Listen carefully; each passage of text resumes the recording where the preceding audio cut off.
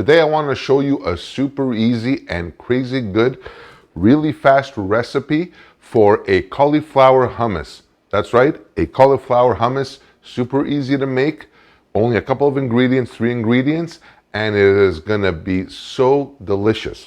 So first things first, what I've done is I've already started my water boiling, because you really don't need to watch water boil. And what I'm gonna use is, actually, for my purposes today, I'm going to use half of this head of cauliflower. In the recipe, it'll actually call for 1 head. Frankly, this is like a nuclear cauliflower. All right, so let me peel this off here. Perfect, get that out of the way. And I'm just going to cut it into smaller pieces and just put it into my pot. I've got salted water here ready to go. And all I'm going to do is throw this in here for just enough to make it like al dente. And just put that in there. It'll take about 10-15 minutes tops. So let that go there. Get even these little ones here. And that's all there is to it. So give that a quick boil and we're off to the races. All right, so it's been about 15 minutes. I just want to check the doneness of my cauliflower. Oh, geez. It is absolutely ready to go. There's no real trick to checking for doneness. All you got to do is stick your knife or your fork in, and if it goes in really, really smoothly, you're done. All right, let me take this off the burner. Throw this in my colander in the strainer here and get that out of the way. Let that do its thing and kind of drain, and just get on with things now.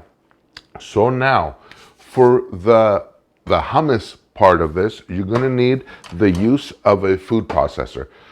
You can try this by hand, but believe me when I tell you, it is not fun. So, for this, I'm using 4 cloves of garlic that are gonna go in.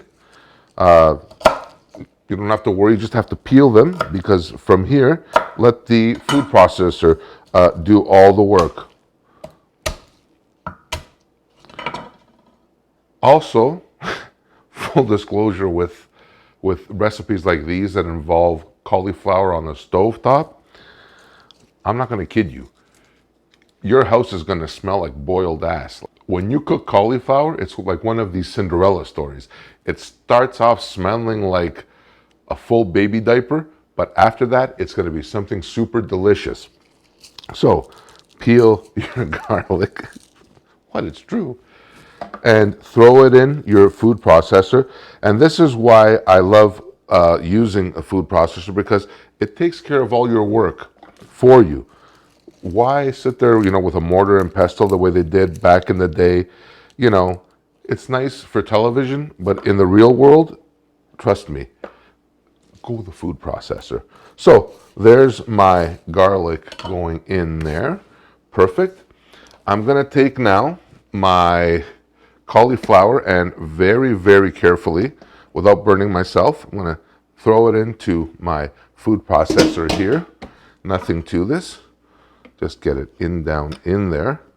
This is going to be such a beautiful, and it's like very, very healthy. That's another thing. I'm going to take generous amount of salt. I like a generous amount of pepper as well. I'm going to take the juice of 1 lemon, and I'm just going to squeeze it in there, just like that. And even if you get a couple of pits in there, not a big deal. The food processor will take care of them.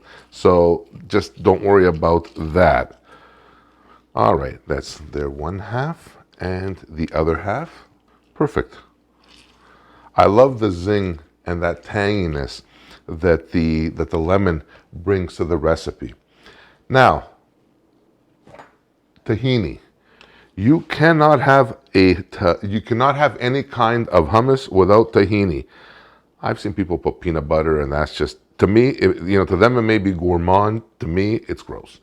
But that's just my personal take. So for this, I am going to do about 1/3 cup of tahini will go into this. Now, you could adjust it, but that's generally the rule of thumb for my hummuses.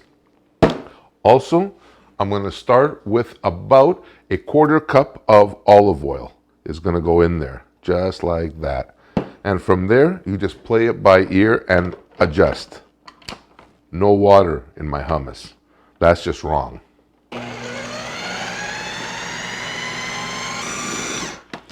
Let me check. Oh, a little hot there, but holy snake balls, does that ever smell good? Let me see what's going on here. I just want to check and see what's happening. Good. That's really good.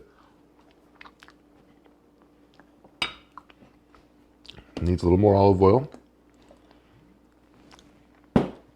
Never, ever chintzy on the olive oil. So, and just a little bit more salt. You can play with this. Like, it's totally up to you, up to whatever taste is best for you. That's why in all my recipes, always salt and pepper to taste. You know, what works for me may not work for you.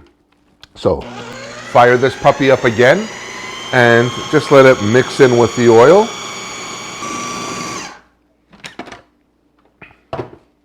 Let's try this again.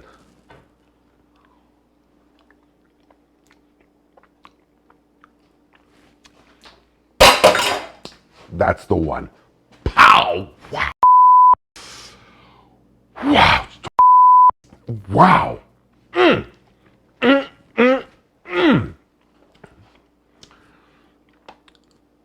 On crackers, on pita breads, with a shovel. It is so fantastic, so delicious. Everything balances. This you can serve like this when it's still a little warm from cooking. Throw this into your fridge and let it cool down completely. Serve it chilled with a little drizzle of olive oil. Doll it up with some Kalamata olives on top. Like we said, chips, crackers, pita breads, veggies. You can throw some veggie sticks in there. It will still work. This, my friends, is my cauliflower hummus recipe. I hope you guys enjoy this. I hope you guys try this and make this at home. It is super easy, crazy good. And you know what? There's nothing to it. So I thank you so much for your time in watching this. Please hit that like button if you like this video and consider subscribing if you haven't already. Check for me online at kensgreektable.com for this recipe and so many others. And until next time, please stay safe, take care of each other, and I will see you on the next one. Thanks so much for watching. Bye for now.